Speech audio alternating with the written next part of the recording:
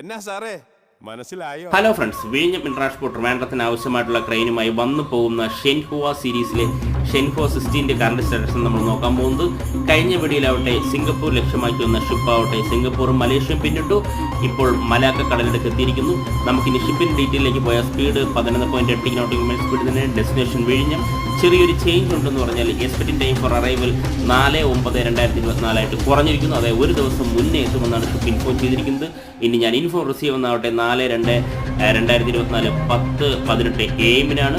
ഇനി നമ്മുടെ വീഡിയോ ആദ്യമായി കാണുന്നവരാണെങ്കിൽ ഷിപ്പിന്റെ സ്റ്റാർട്ടിംഗ് പോയിന്റിലേക്ക് പോകാം. ചൈനയിലെ ഷാങ്ഹായിലെ ചാൻസിംഗാനിലെ ഈ പോർട്ടിൽ നിന്നാണ് ഷിപ്പ് സ്റ്റാർട്ട് ചെയ്യുന്നത്. അതുവഴി വന്നതിന് ശേഷം ഷിപ്പ് നേരെ ഈ പറയുന്ന ഈസ്റ്റ് ചൈന സീ വഴി, തായ്വാൻ വഴി, ഹോങ്കോങ് വഴി, മലേഷ്യ, സിംഗപ്പൂർ പാസ് ചെയ്തതിനു ശേഷം ആൻഡമാൻ നിക്കോബാർ വഴി നമ്മുടെ ശ്രീലങ്കയിലെ കൊളംബോ പോർട്ടിൻ്റെ അടുത്തുകൂടി വിഴിഞ്ഞം ഇന്റർനാഷണൽ ട്രിവാൻഡ്രത്തിലേക്കാണ് ഷിപ്പ് എത്തിക്കൊണ്ടിരിക്കുന്നത്.